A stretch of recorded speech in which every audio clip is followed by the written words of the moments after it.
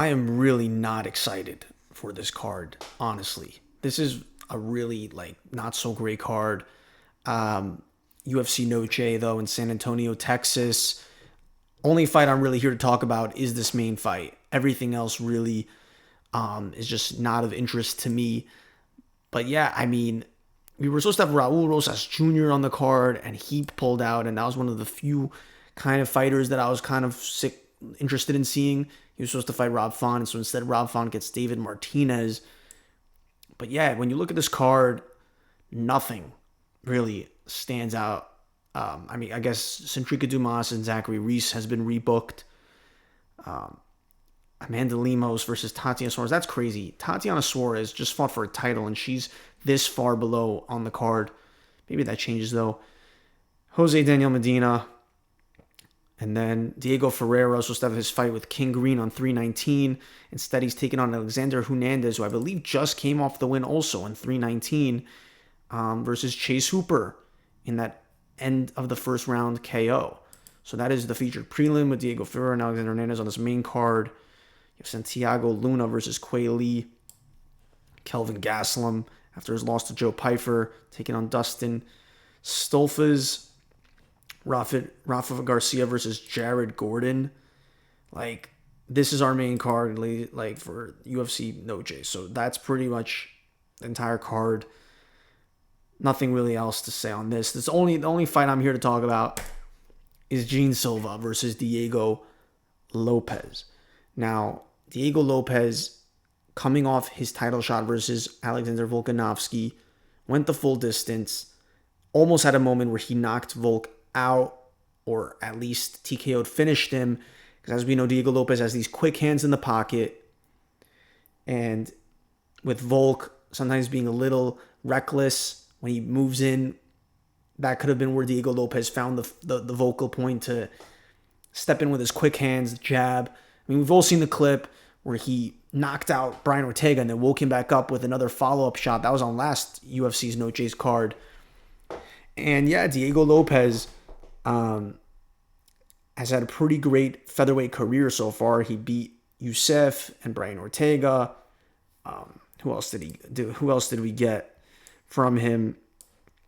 And Dan Ige. So he was riding that streak. Pat Sabatini's a pretty good win right now. Sabatini's looking pretty good as of recent. But yeah, so the biggest test of his career, Volk, wasn't on that level. And we all know probably that if Topuria stayed in this division, he was not beating Ilia Topuria. He had a more favorable matchup with Volk, but Volk is still super elite. So I thought that the next step could have been for this card specifically to do Diego Lopes versus Yair Rodriguez. It seemed too perfect with how 314 transpired and them going back and forth at the press conference. And also, yeah, both these guys fought on 314. So here we are, though, right? Two guys with heavy hands on the feet, striking. This is going to be a fun one. This is really going to be a fun one, and just hoping for some nice exchanges on the feet. Diego Lopes and Jean Silva. Jean Silva, I love Jean Silva. He's probably my second favorite fighting nerd after Prates. And we just saw Kyle Baralio and Ruffy lose. So the fighting nerds need to regain some hype back. Like, if Jean Silva loses now, that's bad. But yeah, I think this is a more favorable matchup for Jean Silva. Jean Silva has that X factor. He's just looking crazy right now. He's aura farming. Beat Melsik Bagdasarian with that crazy, jab to the face, big hook that knocked Melsik Bagdasarian down, emoted on him, and then proceeded to finish him with some elbows. That was within the first round of the fight. Melsik Bagdasarian, he had that war with Drew Dober, but that was actually before that.